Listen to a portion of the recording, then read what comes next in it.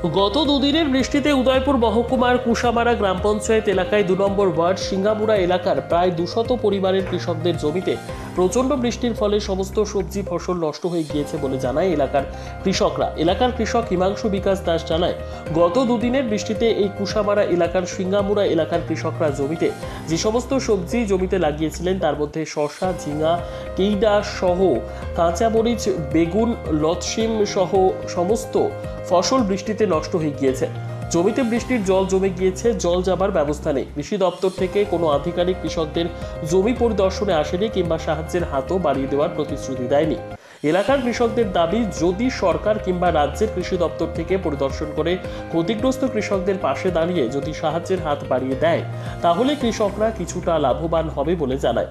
এখন দেখার বিষয়, সত্যি কৃষকদের পাশে রাজ্য সরকার কিংবা কৃষি দপ্তর কতটুকু সাহায্যের হাত বাড়িয়ে দেয় সেদিকে তাকিয়ে আছে এলাকার কৃষক সহ তাদের পরিবারের লোকজনেরা। জায়গাটা কি নাম? জায়গাটা সিংড়ার চর কয়, কুশামারা সিংড়ার চর। পঞ্চায়েতের নাম কুশামারা। এখানে এই যে কৃষি কাজ করছেন, এতে বৃষ্টিতে আপনার কিরকম ক্ষতি হয়েছে? বৃষ্টিতে এই তো জমির মধ্যে জল জমে গেছিল, জল জমে সেটা ওই যেমন শশা গাছ আছে ওইদিকে শশা গাছ নষ্ট করছে। তারপরে শিল পড়ছিল, যে শিলে সই গাছের মানে অনেক আগা টাগা সব ভেঙে গেছে। কিরকম ক্ষতি হয়েছে? ক্ষতি তো ভীষণ ক্ষতি হয়েছে, প্রত্যেক কৃষকেরই ফুল টুল ঝড়াই লেগেছে। তো আমরা কত পরিবার কৃষক আছে এই পঞ্চায়েতে, এই আমরা এই জায়গাতে? আমরা এদিকে প্রায় 200 পরিবার। 200। ওয়ার্ড নাম্বার কত? আমরা ওয়ার্ডটা এটা হয়েছে 2 নম্বর ওয়ার্ড। আচ্ছা, কিরকম কৃষক আছে? প্রায় 200 পরিবার।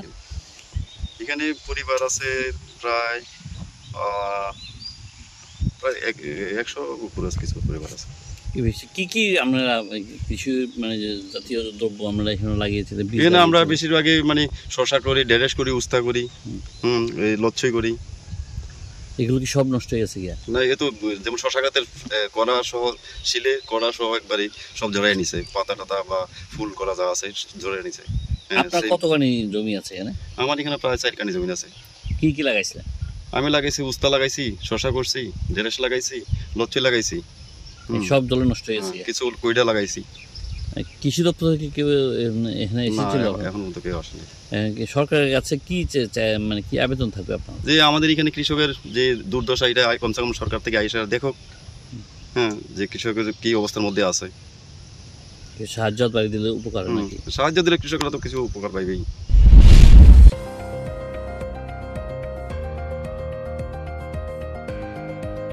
নিজস্ব প্রতিনিধির রিপোর্ট, দুরন্ত টিভি।